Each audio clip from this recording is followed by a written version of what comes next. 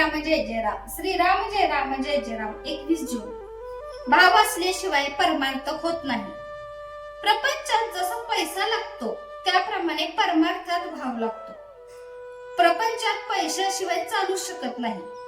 परमार्थही भाव असल्याशिवाय होत नाही.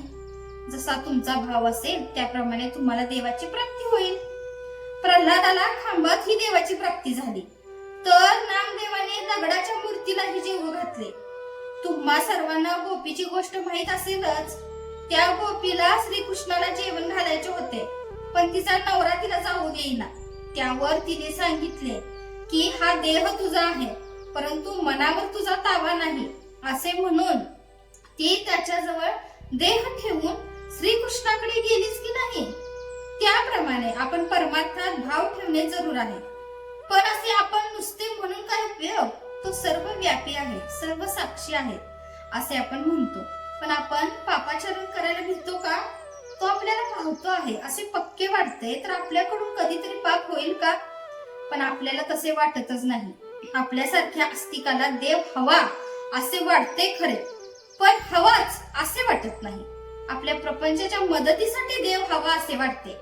प्रपंच असावाच असे आपल्याला वाटते, आणि भगवंत मात्र असला तर बरा असे वाटते. याच्या उलट भगवंत असावाच आणि प्रपंच असला तर बरा असे वाटायला पाहिजे. प्रपंचाची आवड असू नये, पण प्रपंचाच्या कर्तव्याची आवड असावी. देहाने ते कर्तव्य करावे आणि मनाने मात्र अनुसंधान ठेवावे. ज्या गोष्टी आपल्या मनाला खातात त्या न केल्या की आपल्या विकारांवर ताबा येईल.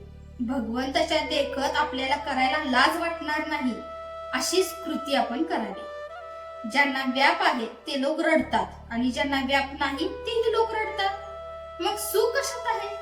पैसा सुख देतो का? पैसा मिळवणे कठीण, मिळाला तरी तो कायम राहील का? त्याची शाश्वती नाही.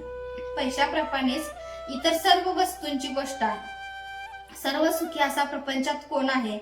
प्रत्येकाचे काही ना काहीतरी गाराणे आहेच. प्रत्येकाला आशा वाटते की मी उद्या आजच्यापेक्षा सुखी होईल. तो कधी पूर्ण सुखी होत नाही. त्याचे गाराणे कधी संपत नाही. प्रपंचातल्या सर्व वस्तू नाशवंत आणि दुःखरूप अशा आहेत.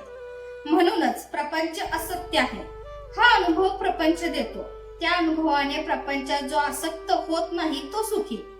अनुभव विसरून जो आसक्त होतो तो दुःखी. सुख हे समजुतीमध्ये आहे आणि भगवंताचे होणे हीच समजूत तेवढी खरी आहे. जय जय रघुवीर समर्थ. आजचे बोधवाक्य: प्रपंच अनासक्तीने आणि आनंदाने करणे हाच परमार्थ.